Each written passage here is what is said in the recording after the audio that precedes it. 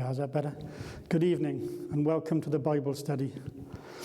This week we're going to be continuing our look at the book of Esther, and we will be starting at chapter 8 and verse 1. But before we start, let's pray. Father, I thank you that even in these difficult times, we are still able to meet together and to study your word, albeit through the internet and not in person. We trust you, Lord, to continue to open our hearts and our minds as we hear your word. We trust you, Lord, to continue to grow us in our relationship with you as we hear your word, and to bless us and protect us through these difficult times. And we look forward, with your help, to the time when we can come together again in person to praise and worship you.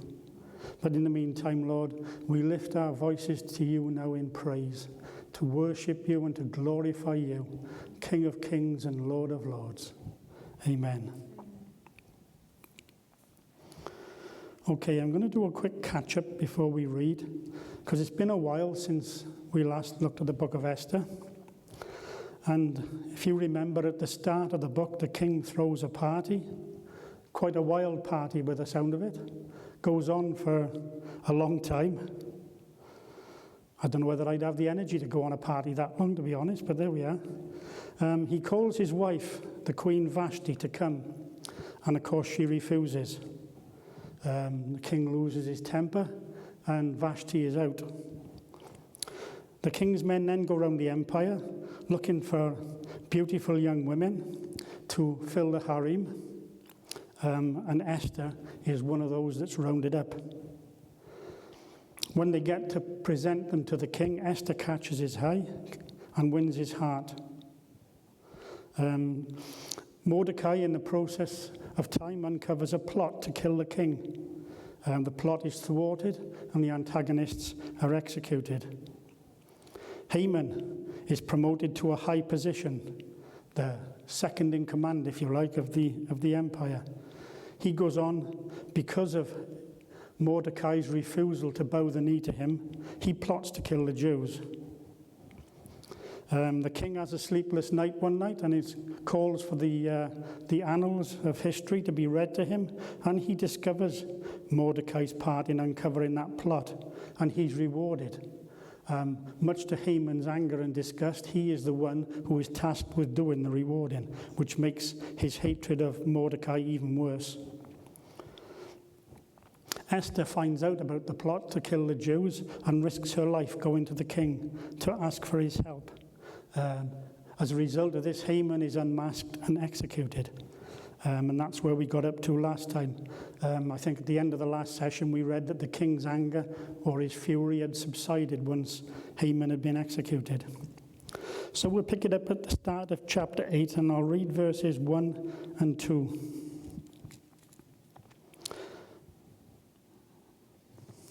That same day, King Xerxes gave Queen Esther the estate of Haman, the enemy of the Jews. And Mordecai came into the presence of the king, for Esther had told how he was related to her. The king took off his signet ring, which he had reclaimed from Haman, and presented it to Mordecai. And Esther appointed him over Haman's estate. Now, according to the historians Herodotus and Josephus, the property of a traitor in Persia was confiscated by the state. In this case, the king gave it, the house of Haman it's called, to the queen. Now, the word house doesn't simply refer to the physical house. It's a catch-all phrase referring to everything that Haman owned. I suppose today we've heard of the House of Windsor, which is the Queen, and it includes all her possessions and her estates. It's known as the House of Windsor. So this was known as the House of Haman. Everything he owned was confiscated by the state. All his houses, his lands, his money, his personal possessions, everything. And the king has given it all to Esther. The one mystery that we probably will never be able to solve in all this is what happened to his wife, Zeresh. There are several theories as to what happened, ranging from she was executed with Haman, right through begging house and moving in with her sons, all the way up to going back to her father's house. But the truth is, we just don't know. She disappears, apparently never to be mentioned again.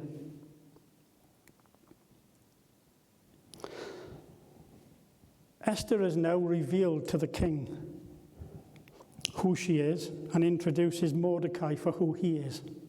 This is the first time, really, that the king becomes aware that Mordecai and Esther are related. Matthew Henry, in his commentary, puts it like this: being brought before the king, to him no doubt he bowed and did reverence, though he would not to Haman, an Amalekite. All the trust he had reposed in Haman and all the power he had given him are here transferred to Mordecai. For the ring which he had taken from Haman he gave to Mordecai, and made this trusty humble man as much his favourite, his confidant, and his agent as ever that proud, perfidious wretch was. So the king, already having honoured Mordecai earlier on, has now passed on his royal signet ring, which he recovered from Haman. He passes it on to Mordecai, elevating him to the position that Haman has now vacated. This gift of the ring signifies that officially that Mordecai has replaced Haman.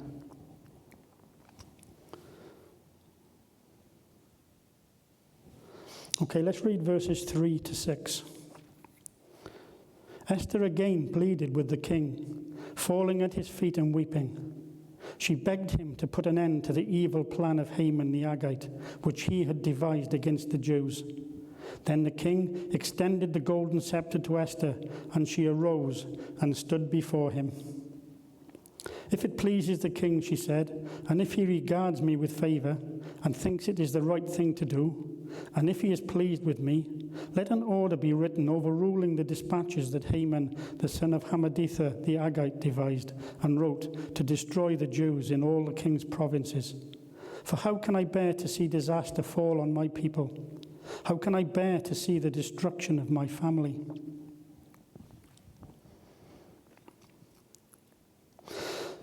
So, we've got to remember here that even though Haman has been executed and unmasked as a traitor, this still doesn't solve the problem of the Jews' imminent demise. Because although he's dead, he still made the proclamation. It was still issued in the name of the king, using the signet ring that Mordecai now wears. So this edict still stands. Even though Haman is dead, the Jews are still in danger.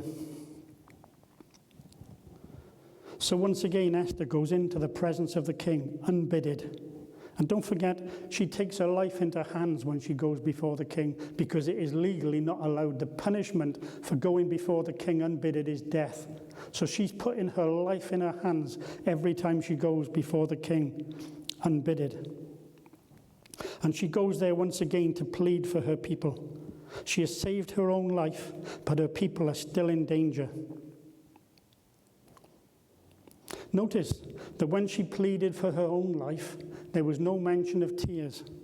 But now, as she pleads for her people, she weeps for them.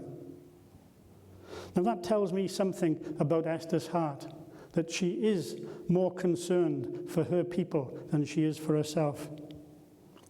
And that is evidenced not only by the fact that she's weeping tears for her people and not for herself, but also by the fact that she's prepared to put her life on the line in the first place.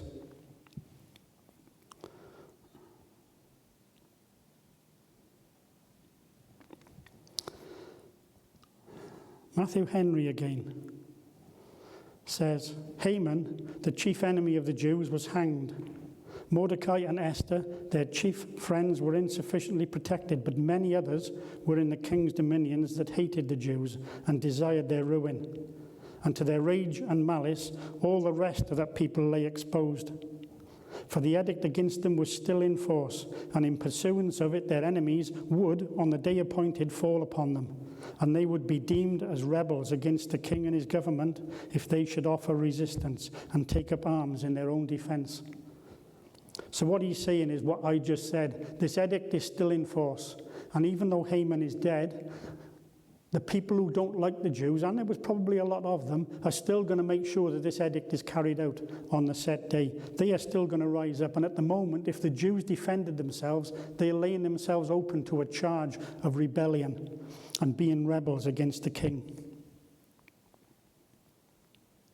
So Esther goes back before the king again to plead for her people. This time she doesn't have to go to such extravagant lengths to put her case to her husband. If you remember last time she made herself up, she put on her best clothes, she presented herself in her best light. This time she simply falls at his feet weeping and pleading with him to do something to spare her people. Once again, the king extends the golden scepter to her. That is the king's way of pardoning her and sparing her life for coming unbidded. To do it once, you could say she was probably lucky. To do it twice, in a fairly short space of time, demonstrates that the king must really think a lot of her to spare her life for a capital offence on 2 separate occasions.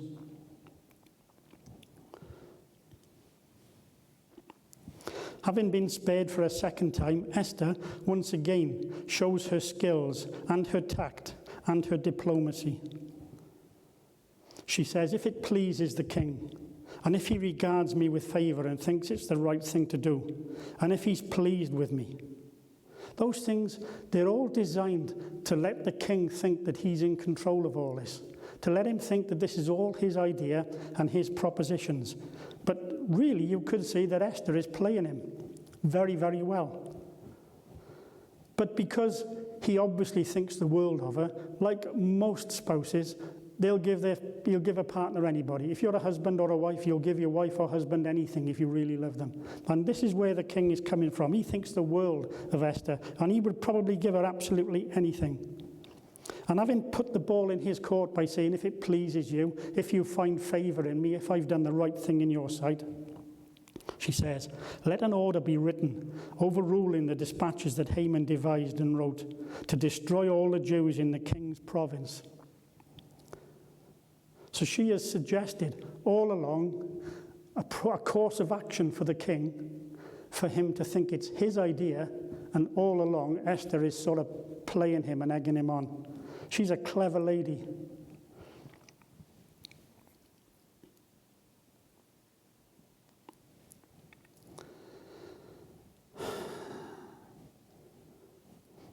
By saying, how can I bear to see disaster on all my people?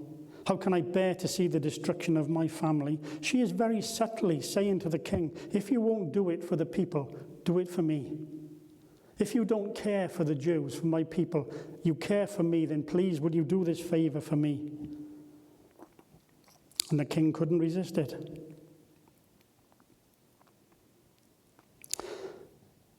Now Esther said, let an edict be written overruling the one that Haman wrote.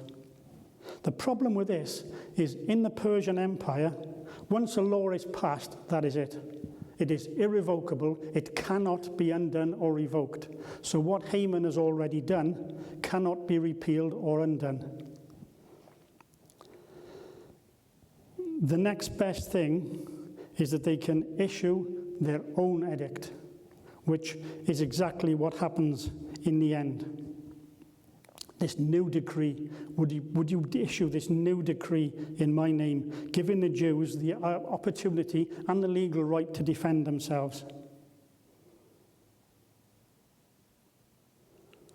So they can legally do so without fear of falling foul of the law, without being called rebels or and all the rest of it. They will have the legal right to protect themselves. And so whilst they're not undoing the edict that Haman had written, they are writing another one that gives the Jews the chance to defend themselves and overrule what Haman has had done. Let's pick up again at verse 7 till 10. King Xerxes replied to Queen Esther and to Mordecai the Jew, because Haman attacked the Jews, I have given his estate to Esther, and they have hanged him on the gallows. Now write another decree in the king's name on behalf of the Jews as seems best to you, and seal it with the king's signet ring. For no document written in the king's name and sealed with his ring can be revoked. At once the royal secretaries were summoned on the 23rd day of the 3rd month, the month of Sivan. They wrote out all Mordecai's orders to the Jews and to the satraps, governors, and nobles of the 127 provinces stretching from India to Cush. These orders were written in the script of each province and in the language of each people, and also to the Jews in their own script and language. Mordecai wrote in the name of King Xerxes, sealed the dispatches with the king's signet ring, and sent them by mounted couriers who rode fast horses, especially bred for the king.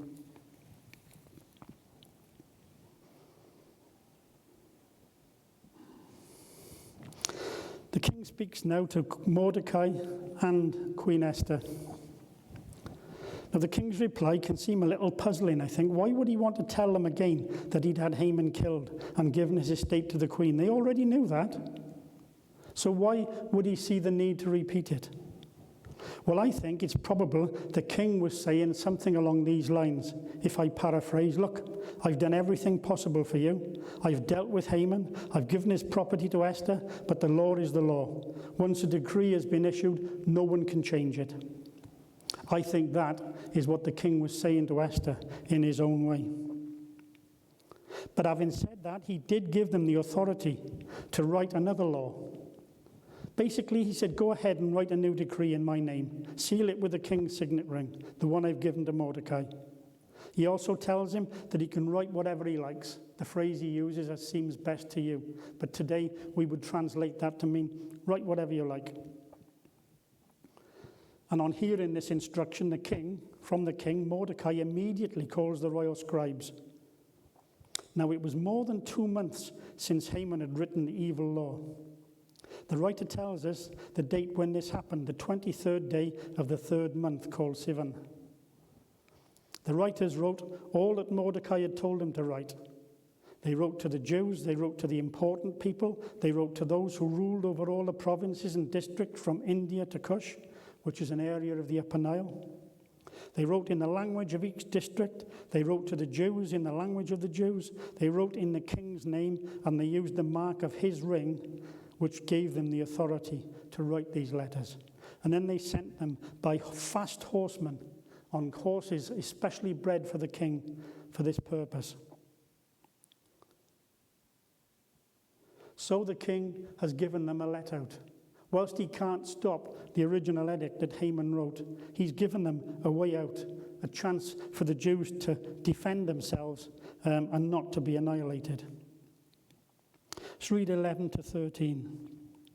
The king's edict granted to the Jews in every city the right to assemble and protect themselves, to destroy, kill, and annihilate any armed force of any nationality or province that might attack them and their women and children, and to plunder the property of their enemies.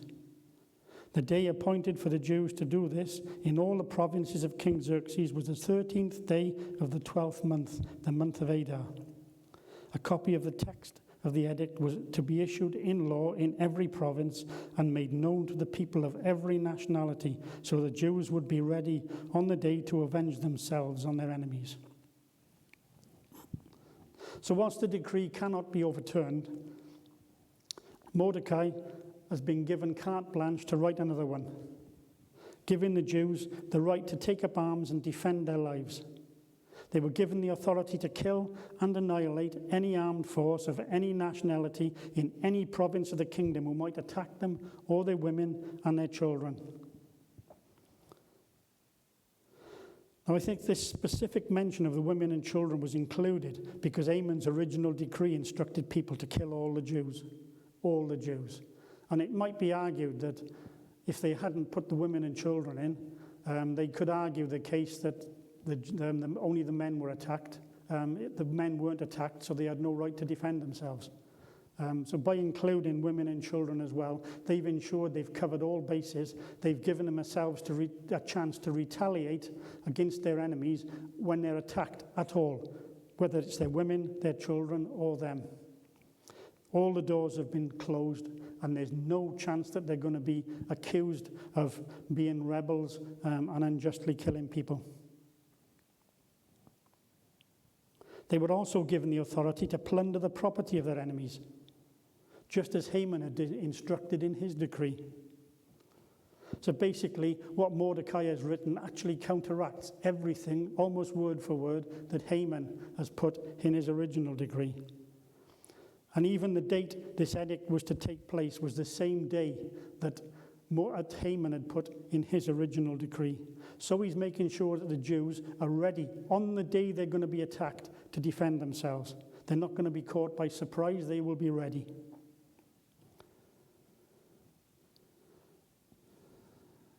And this decree was issued in every province in the kingdom, made known to every people of every nationality in their own language. Now, that's not so much of a problem for us today with the day of internet and telephones and all that, but you just imagine the area stretches from the Nile to India. That is an awful lot of land. Having to cover all that on horseback with messages written by pen and ink, that is going to take an awful lot of doing to get to every province. No wonder they picked fast horses, because they would have needed them.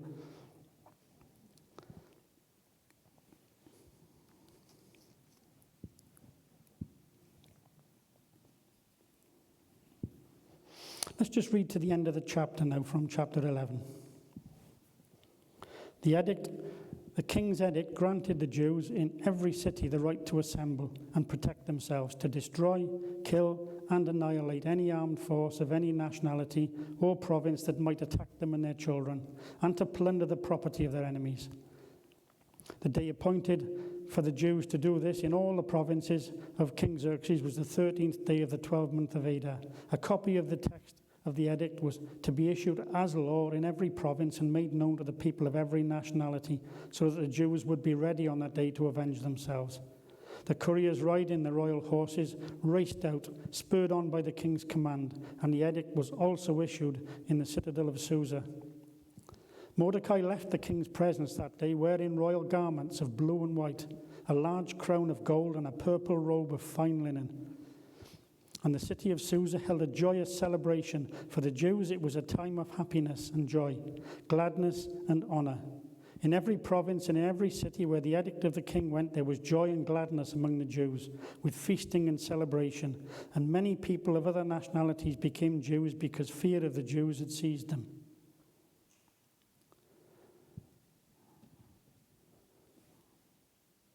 They do like their parties, the Jews, don't they? Whenever things go right, they enjoy a good celebration. But I see God's hand in that last bit. Fear of the Jews had seized them. You know, I see God working through all this to help the Jews protect themselves. Let's go on and read the first 4 verses of chapter 9. Now on the 13th day of the 12th month, the month of Adar, the edict commanded by the king was to be carried out. On this day, the enemies of the Jews had hoped to overpower them.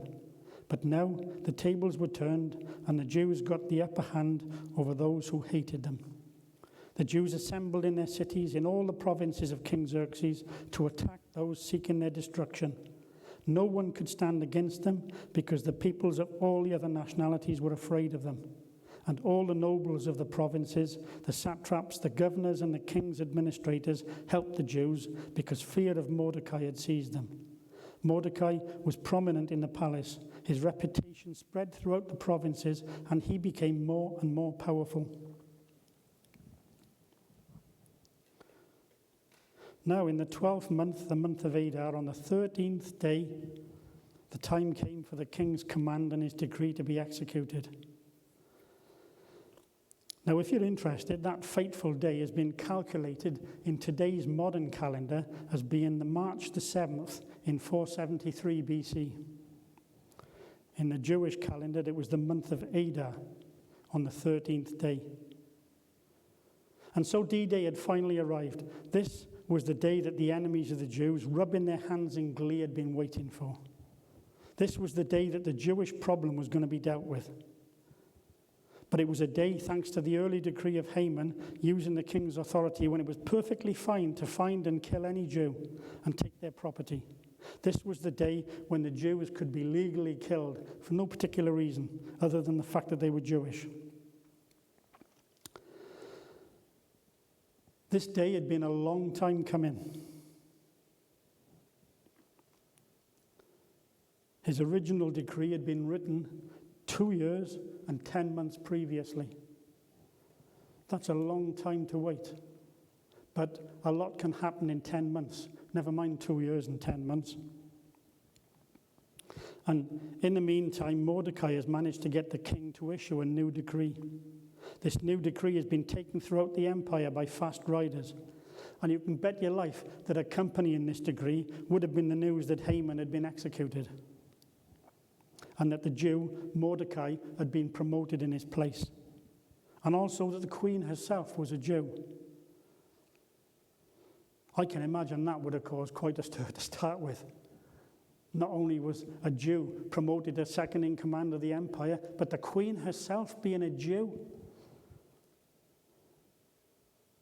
For a race of people who lived under fear of the king and what he could do to them, that must have been an astonishing revelation. And it must have held fear into their hearts, knowing that if they carried out Haman's original edict, they were risking the wrath of the king. But as this news spread, the news that the original edict had been sent out under false pretenses might also have gone with it. The full story is now emerging. Originally, we had an edict from Haman giving everybody the right to kill the Jews. There might well have been a lot of people in the empire who were happy to see the Jews dead and would have gladly raised up arms against them. But now, news is filtering out that this was actually all done under false pretenses and that Haman has been executed. That itself would likely have turned a few people away from their course of attacking the Jews, because they realized that they were being conned.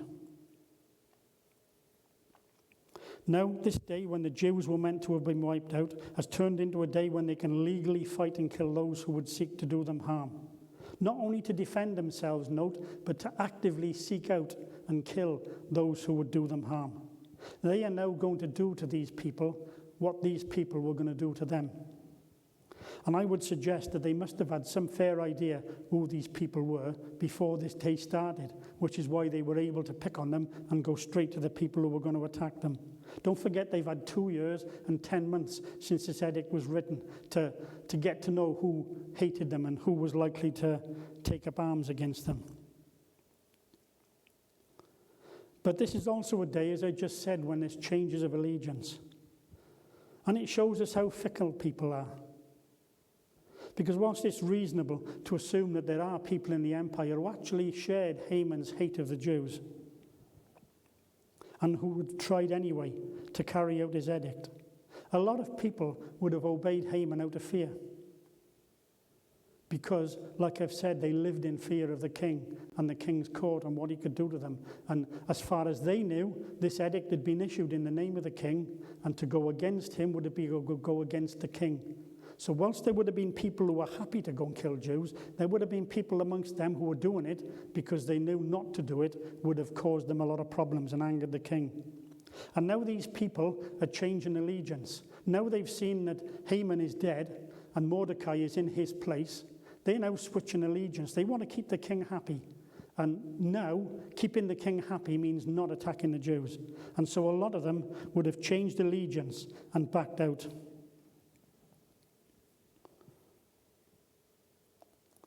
You know, the more I look at this whole episode, the more I believe that this whole thing has got one word written all over it, and that's God. There's no doubt that God is the master table turner. The Almighty God is a God who thwarts the plans of the enemy and gains victory in the lives of his people, often snatching victory from the clutches of despair and possible defeat. And you know, if you stop and think about it, and about this edict that Haman had written in the first place, nothing's changed except for the name of the Persian Empire. Today it's called Iran. But if you turn on your television and watch the evening news, you will still see that there's loads of decrees and threats coming from Iran against the Jews. They are still flat out determined to wipe the Jews from the face of the earth. And this original edict was over 400 years before Christ. And this continuing attack on them has been going on for nearly 3,000 years.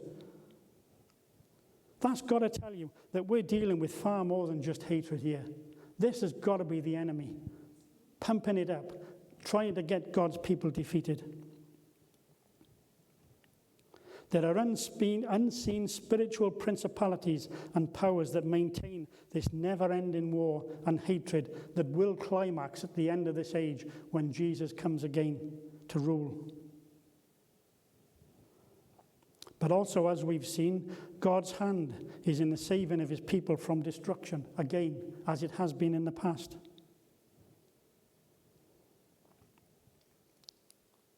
But just as Satan is keeping this war alive against the Jews to this day, so God will keep on saving his people for as long as he needs to step in and save them. Okay, let's read verses 5 to 10 in chapter 9.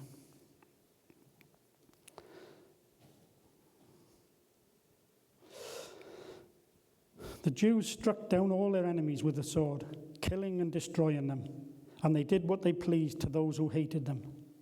In the citadel of Susa, the Jews killed and destroyed 500 men.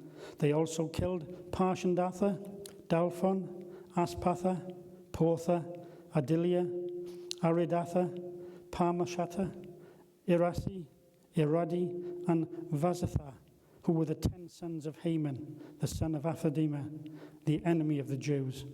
But they did not lay their hands on the plunder.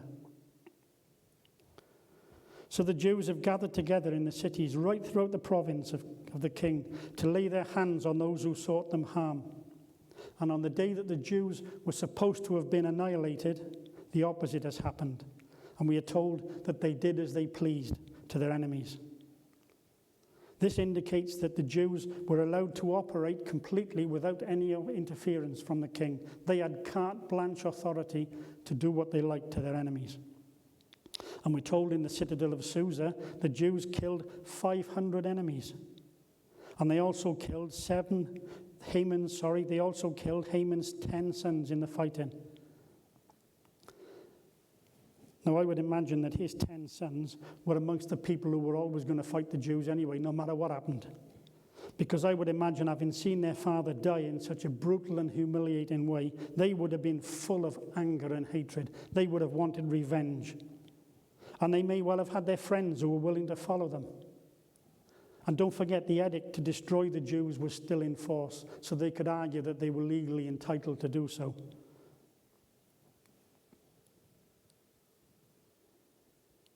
What a mess the enemy stirs up, isn't it? How he speaks people to hatred and anger, to destroy each other. Okay, let's read verse 11 to 14.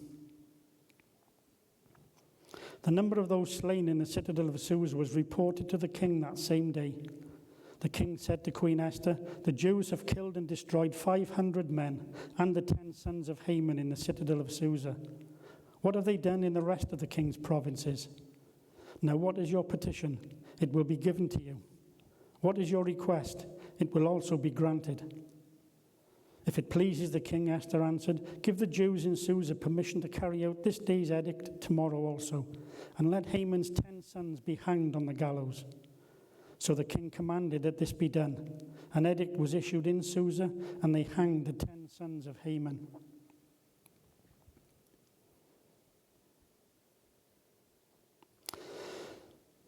That day, the number of dead was reported to the king, and he summoned Esther back in again. Now then, I'm going to paraphrase what the king said here. What the word of God says: "The number of those slain in the citadel of Susa was reported to the king. The king said to Queen Esther, 'The Jews have killed and destroyed 500 men and the 10 sons of Haman in the citadel of Susa. What have they done in the rest of the king's provinces? Now what is your petition? It will be given to you. What is your request? It will be granted to you.'" I would paraphrase that and say the king was saying, 500 people, including Haman's 10 sons, have been killed in Susa. And if that many were killed here, what must have happened in the rest of the provinces? Is there anything else you want done? Just tell me and I'll do it. That's how I imagine that verse would be translated. And the queen asks for an edict allowing the Jews to defend themselves for a second day in Susa. and for the 10 sons of Haman who were killed in the fighting to be hung on poles. And the king readily agrees. Now, hanging bodies seems a bit brutal to us today, but don't forget life was cheaper back in those days. It's what they did. It was the done thing. Remember, Saul's body was hung up by the Philistines on the walls after they'd killed him, and that was a long time before this. So it's something that was done in those days. The queen needed to make sure that their enemies were getting the message, that the Jews were not to be messed with, and hanging the 10 sons of Haman on poles for everybody to see was a sure way of giving the clearer message, don't mess with us. This is what will happen.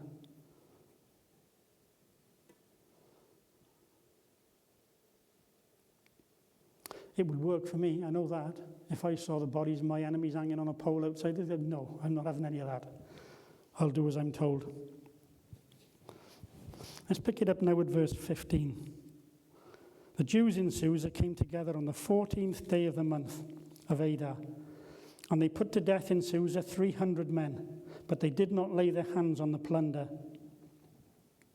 Meanwhile, the remainder of the Jews who were in the king's provinces also assembled to protect themselves and get relief from their enemies. They killed 75,000 of them, but did not lay their hands on the plunder. And this happened on the 13th day of the month of Adar, and on the 14th they rested and made it a day of feasting and joy. So the Jews in Susa came together on the 14th day of the month of Adar, and they killed a further 300 men. Now, those of you who are really paying attention might be thinking, hang on a minute, you just said that 500 were killed in Susa. Well, King Darius I did some major remodeling in the city of Susa when he reigned. He built a canal through the city, cutting it in half. The fortified part to the west was where the king lived. It was known as the citadel of Susa. The other half, on the other side of the canal, was where the commoners lived, and that was just simply known as the city of Susa. So, what we actually find is that 500 were killed in the citadel of Susa, and these further 300 were killed on the second day of fighting that the new edict granted in the city of Susa.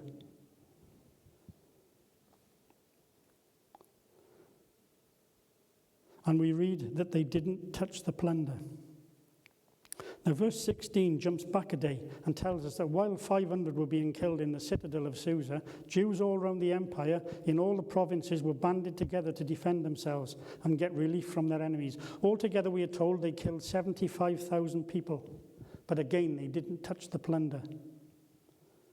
And the reason that this wasn't mentioned when the king was told about the 500 is because of the vast extent of the empire. It took them months to get this new edict of Mordecai's out to people. It would certainly have taken them months to get news back in again, how many people had actually been killed on this day. So the only information that he would have had on that day is what had happened in the citadel where he lived. That's why he said, what have they done in the rest of the empire if they've killed 500 here? Now, it's interesting, I thought it was interesting, to note that the Jews didn't touch any of the plunder, because plundering was an accepted part of war in those days. Don't forget the Jews did it themselves, back in the days when they were led out of Egypt, and in all the years, every enemy they conquered, they plundered. So it was an accepted part of war. And also, don't forget, it was custom for people who were executed to have their property confiscated.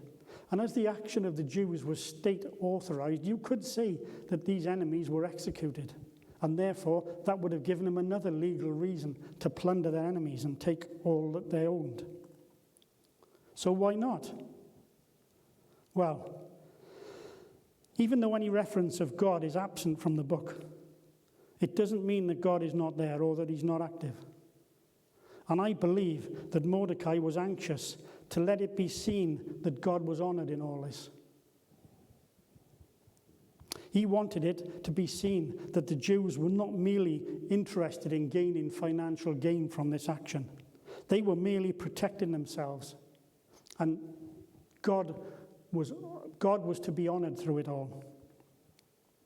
And to this end, Mordecai may well have instructed the people to leave the plunder alone. It might have been part of the message he sent out when he sent out the edict, to tell them, look, you can defend yourselves, you can do what you like, but don't touch the plunder.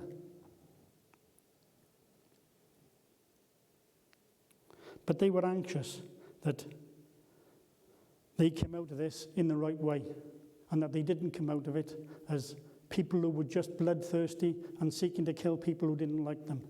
They wanted people to know that even though God isn't mentioned in the book, that they wanted people to know who was in charge of all this, that God was in charge and that they were there to honor their God. Let's read verses 18 and 19. The Jews in Susa, however, had assembled on the 13th and 14th, and then on the 15th day they rested and made it a day of feasting and joy. That is why the rural Jews, those living in villages, observe the 14th of the month of Adar as a day of joy and feasting, a day for giving presents to each other. Now, like I've just said, if you look back through the history of the Jews, they do like their party and celebration. It's always been part of their nature to celebrate victories with parades and parties. So it shouldn't come as any big surprise to us that there was a huge celebration when this fighting was over. We learn from verse 17 that all this killing was accomplished in one day on the 13th, the same day that it commenced. So the people rested on the 14th and called it a day of celebration, a day of feasting and joy. But verse 18 reminds us that in Susa, in the city of Susa, they were still fighting on the 14th. So they rested and celebrated on the 15th.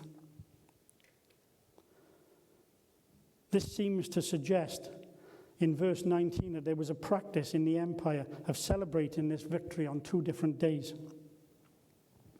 depending on whether you lived in the city or in the provinces. And it seems likely that this practice went on for some time. Okay, let's read verses 20 to 28.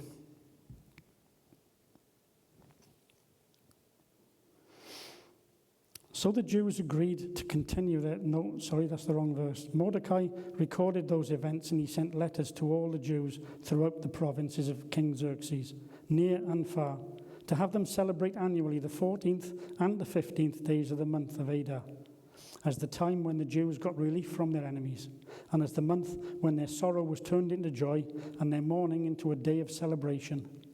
He wrote to them to observe the days of fasting, of feasting and joy, and giving presents of food to one another and gifts to the poor. So the Jews agreed to continue the celebration they had begun, doing what Mordecai had written to them.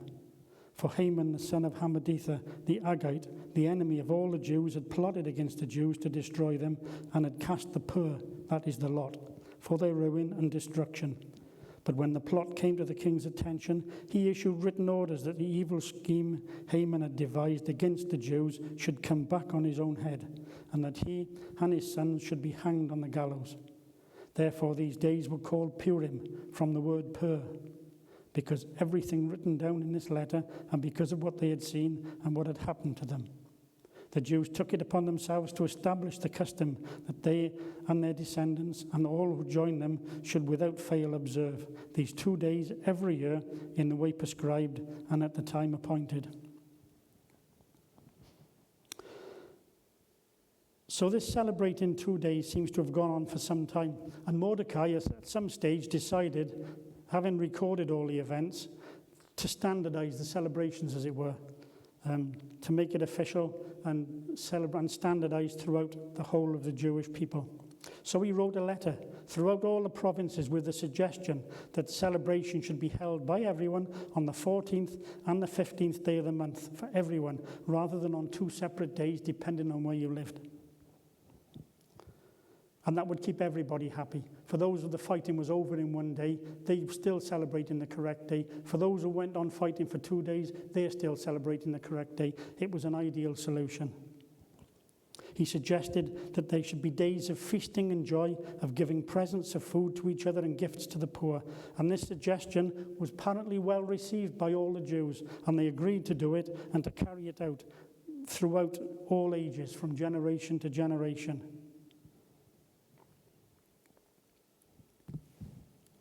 Reading on from verse 29. So Queen Esther, the daughter of Abihail, along with Mordecai the Jew, wrote with his full authority to confirm this second letter concerning Purim.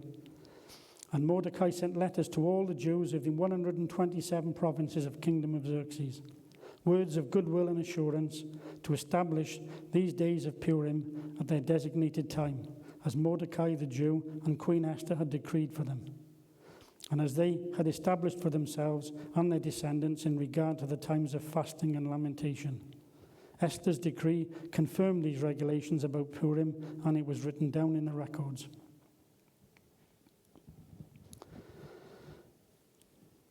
Now it seems that Mordecai has in the first instance written a letter to the Jews in the provinces, suggesting that they obey these 2 days as celebrating instead of just the one. And without venturing to issue any order of it, he's just sent a letter suggesting, look, why don't we do this? Because that way everybody's kept happy.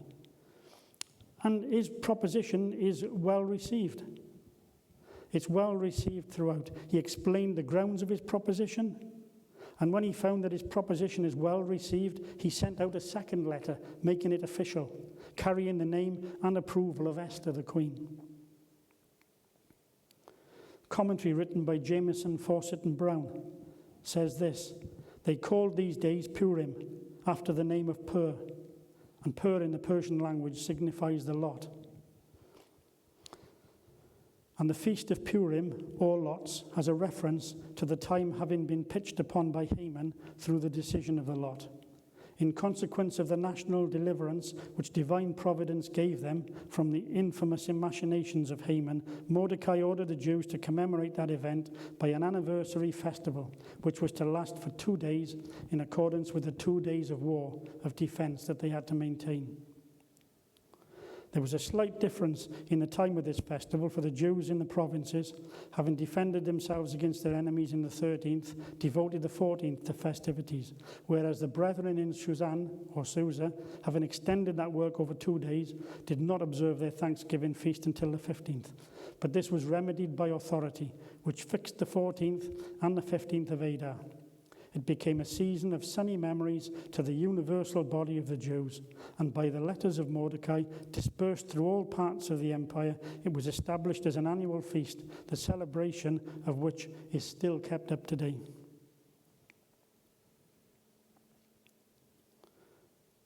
Today, Purim is one of the most popular Jewish feasts, with costumes and games and lots of noise.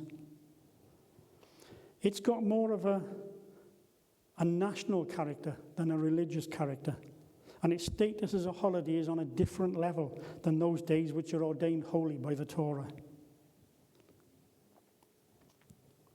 The Hallel is not recited, the Hallel being a Jewish prayer recited by observant Jews on holidays as an act of praise and thanksgiving. This prayer is not recited as they celebrate Purim.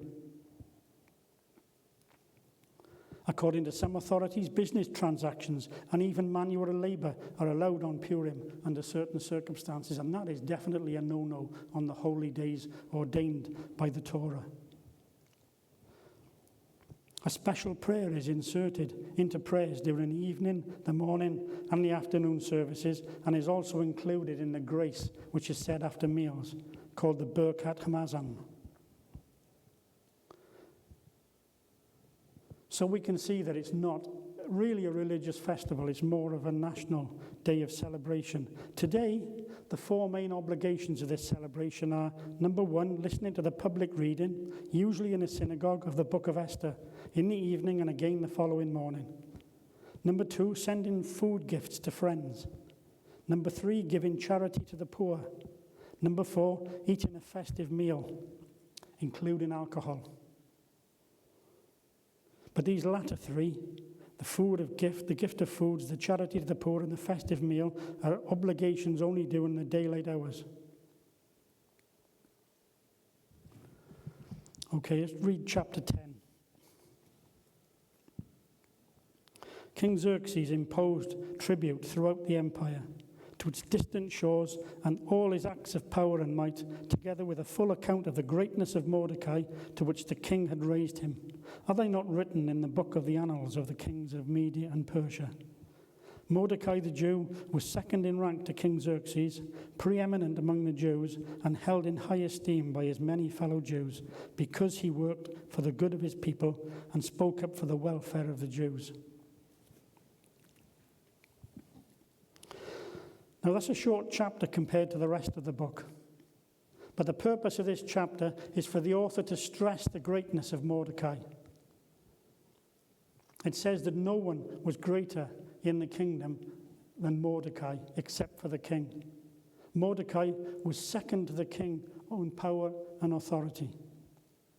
And this required a preliminary note. In order to ascertain how great Mordecai was, there needed to be a note on there telling people how great the king was, so that you could compare Mordecai to the king.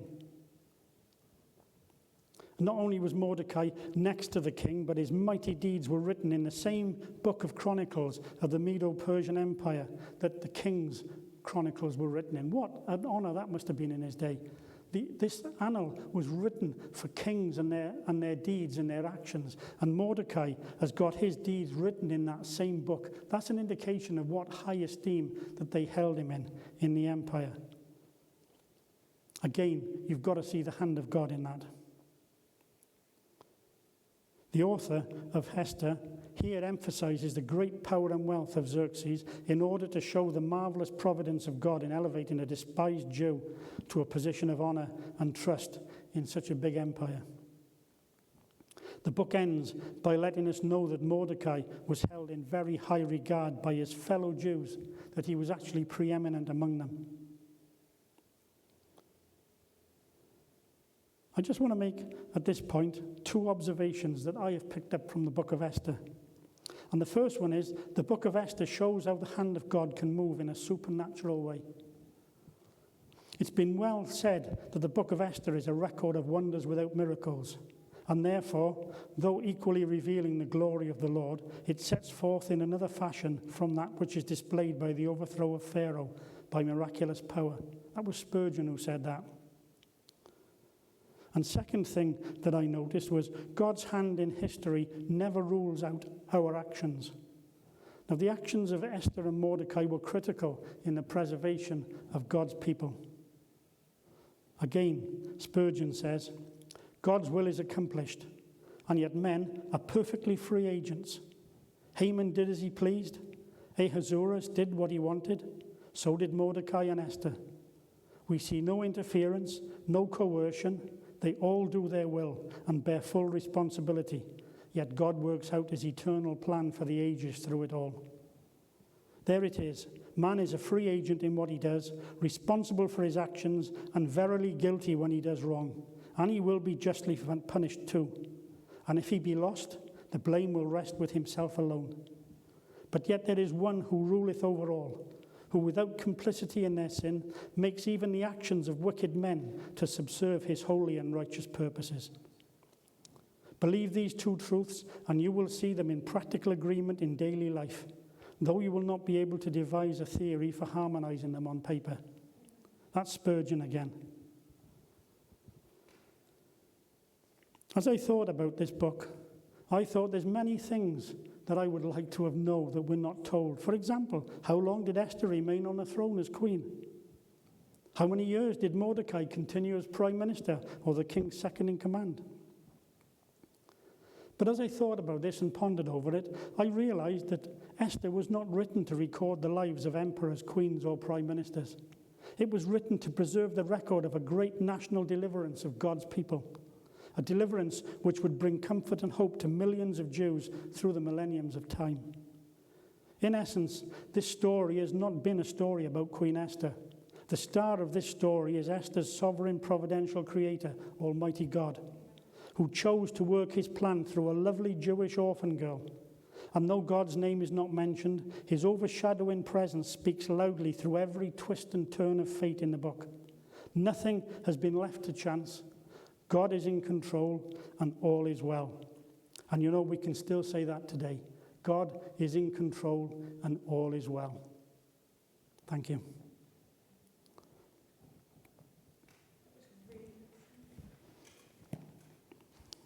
One of my favourite books of the Bible. Yes. I'll tell you anything to impact. Yeah.